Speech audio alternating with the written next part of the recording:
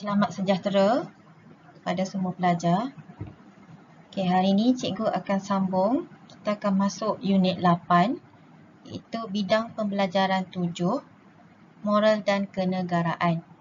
Untuk unit 7, kita akan belajar tentang hak dan tanggungjawab warga negara. Berikut ialah cadangan nilai. Bertanggungjawab. Kita ada patriotism, berterima kasih, kebebasan dan juga berdikari. Ada 5 cadangan nilai untuk unit 8 bahagian 1.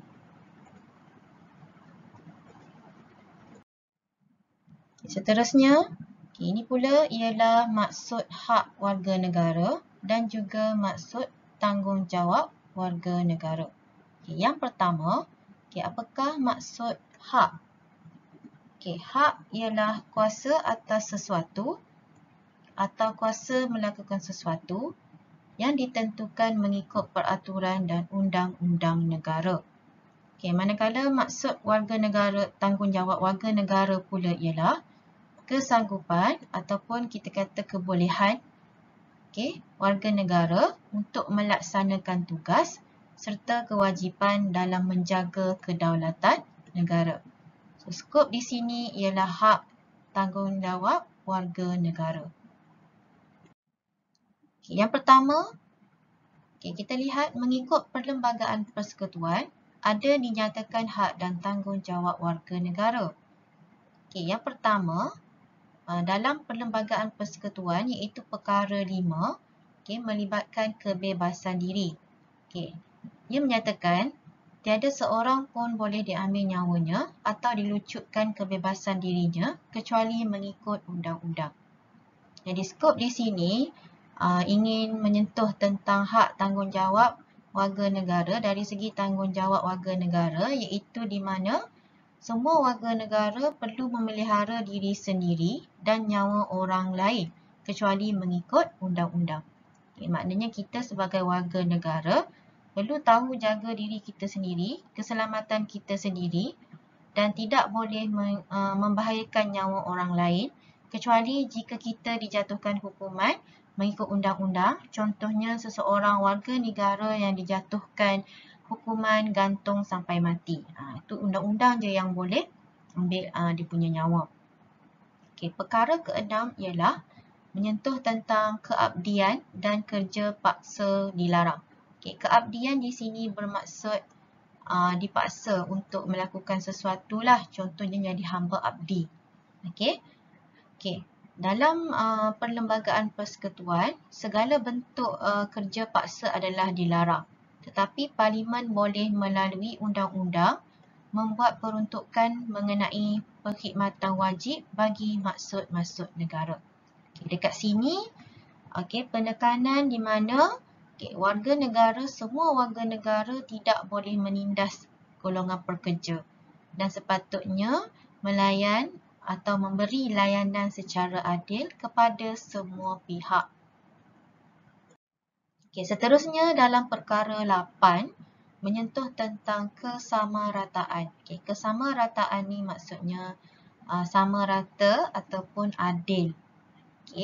Di mana semua orang adalah sama rata di sisi undang-undang dan berhak mendapat perlindungan yang sama rata di sisi undang-undang. Di sini tidak boleh bersikap diskriminasi kepada mana-mana pihak atas dasar alasan beza kaum, agama atau jantina. Maknanya semua orang perlu diberi hak yang sama rata. Walaupun kita tahu di negara kita ada pelbagai kaum, pelbagai agama maupun ada jantina yang berbeza. Semua itu tidak diambil kira dan perlu diberi layanan yang adil dan sama rata. Seterusnya perkara ke-10 menyentuh tentang kebebasan bersuara atau kebebasan bercakap untuk buat perhimpunan awam atau bebas berpersatuan. Dekat sini kita sebagai warga negara berhak untuk bebas bercakap dan bersuara. Tetapi dia ada syarat-syarat dia di mana perlu mendapat kebenaran daripada pihak berkuasa. Contohnya sebelum mengadakan sesuatu perhimpunan. Maknanya kat sini menyentuh tentang kebebasan hak kita untuk bersuara, untuk bercakap, tetapi perlulah melalui saluran yang betul. Contohnya, kita perlu bebas bercakap atau bebas bersuara dengan hemah tinggi, dengan berhemah, tanpa menyentuh perkara-perkara yang sensitif atau sensitiviti kaum atau agama. Tidak menyentuh tentang sensitiviti kaum atau agama. Yang terakhir, untuk mengikut perlembagaan persekutuan, kita ada perkara 13. Itu berkaitan dengan hak terhadap harta. So, dekat sini dalam perlembagaan persekutuan menyatakan tiada seorang pun boleh dilucutkan harta kecuali mengikut undang-undang.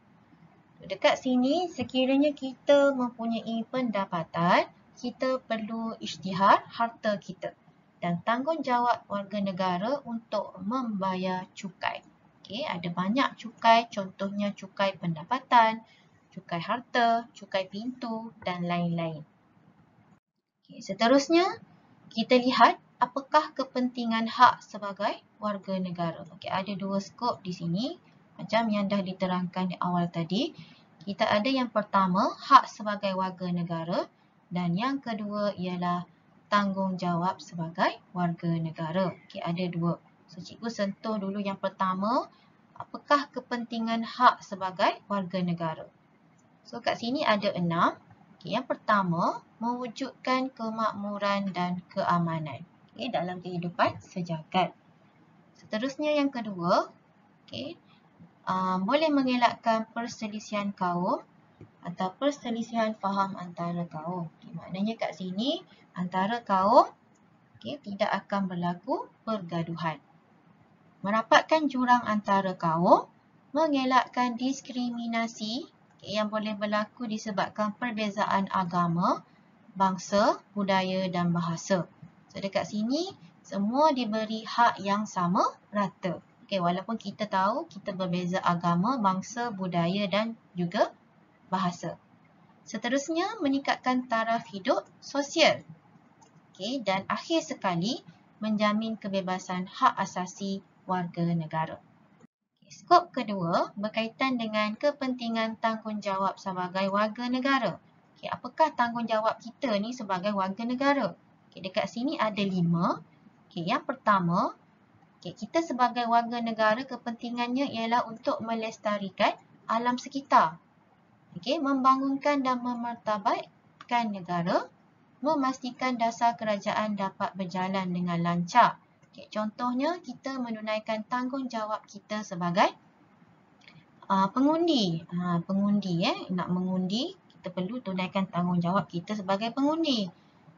Dan juga, jika kita dah ada pendapatan, kita perlu isytihar harta dan perlu membayar cukai pendapatan. So, dekat sini kita menyokong dasar kerajaan supaya pentadbiran akan lebih licin. So, dekat sini ada kepentingan seterusnya ialah melicinkan pentadbiran kerajaan. Dan kita juga, kepentingannya juga kita dapat tunjukkan kesetiaan kepada negara ataupun sikap patriotisme. Dan akhir sekali, sekiranya kita tunaikan tanggungjawab kita sebagai warga negara, kita dapat membantu pembangunan ekonomi, sosial maupun politik supaya lebih stabil. Berikut pula ialah kesan. Kesan jika tidak ataupun tidak melaksanakan hak kita sebagai warga negara ataupun jika hak seseorang warga negara diabaikan, apa jadi? Untuk diri sendiri, kesannya ialah tersisih daripada masyarakat dan dipandang rendah oleh masyarakat. Kepada masyarakat, apa yang berlaku sekiranya hak warga negara diabaikan? Boleh berlaku perselisihan faham, pergaduhan yang menyebabkan keselamatan terancam. Kepada negara pula, imej negara akan tercemar dan menunjukkan yang semangat patriotik semakin berkurang. Seterusnya, kita lihat kesan penabaian tanggungjawab warga negara. Jika tanggungjawab warga negara diabaikan atau tidak dilakukan, apa jadi? Contohnya, Jika warga negara tidak mengundi, tidak melaksanakan tanggungjawabnya dengan mengundi, tidak melaksanakan tanggungjawabnya dengan membayar cukai-cukai dan tidak menyokong dasar kerajaan, apa yang berlaku kesannya? Yang pertama, kepada diri sendiri, hak asasi akan hilang dan kita sebenarnya melakukan diskriminasi kepada diri kita sendiri. Terhadap masyarakat, taraf hidup rakyat akan terjejas dan hidup tidak akan sejahtera. Dan kepada negara kesannya ialah kestabilan negara akan terjejas dan tadbir urus pentadbiran akan pucat kacir. So kita dah habis untuk unit 8 bahagian 1. Nanti cikgu akan sambung bahagian 2. Berikut ialah soalan latihan yang perlu dibuat. Ada 14 markah. 4 soalan. Buat dalam Google Classroom dan hantar. Boleh rujuk pada nota-nota yang dalam slide yang cikgu terangkan tadi untuk menjawab soalan-soalan ini. Selamat mencuba.